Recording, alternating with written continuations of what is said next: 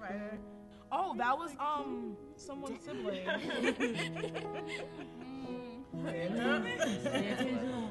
Well, I was on the strategic planning committee from its very beginnings, and the process involved groups going out and talking to colleges, talking to business people and employers, about what they most would really like to see in our graduates. It was very clear that cross-cultural skills were big. Now that includes global understanding how America's looked at by other cultures, but also inside our culture, the question of diversity and intercultural understanding, even right here in the U.S. or even right here in St. Mark's. Some of the things we do are the trip to Ghana, the trip to the Dominican Republic, the trip to Romania, and they're good examples of how we are reaching out to other cultures and broadening our perspective.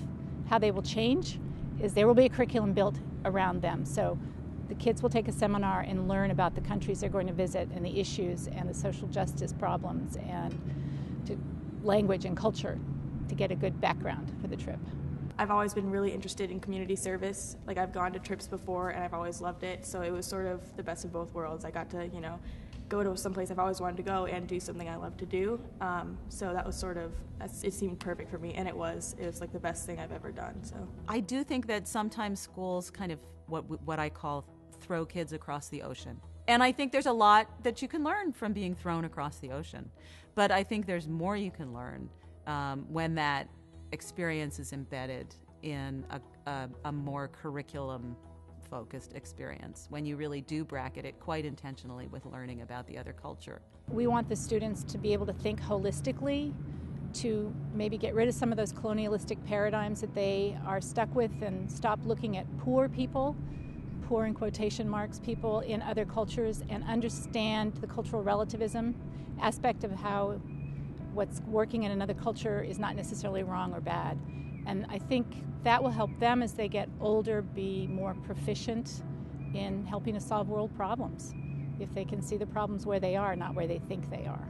Global citizenship, as I know it, means that where you come from does not determine what life worth you have, like what kind of level of life you should live. Live your life, but also help others have a better life. I don't think it's enough just go to college and just get a job. I need to help other people in much deeper need than I am.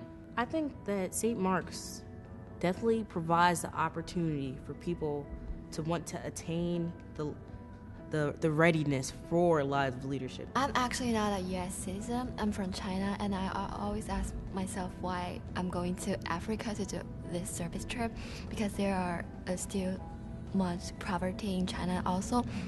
And I finally figured out that service like this is without the country's boundary, and as a world citizen, we should do our best. And if there's chance, we should always go into it.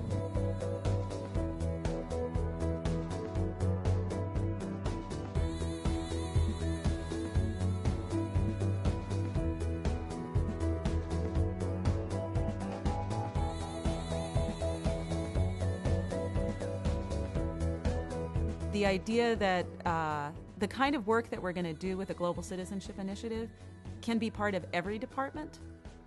And our team right now involves people from every department thinking about how to integrate this stuff into their work. And that includes the math and science departments, but every department, the arts, and turning our focus out towards the world can put a lot of energy back into any curriculum. Because what you're basically doing is expanding your scope, and it brings all sorts of new ideas into any department.